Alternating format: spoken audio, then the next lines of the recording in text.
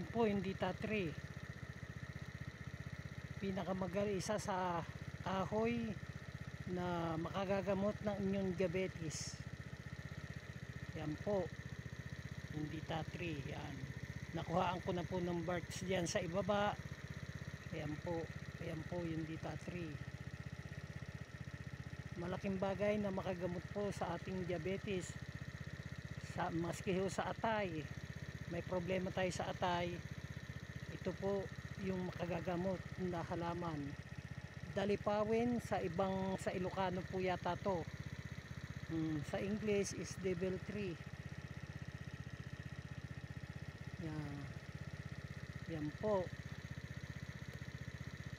Chat na lang po ninyo ako kung gusto po ninyong makakuha ng barts nito para sa diabetes.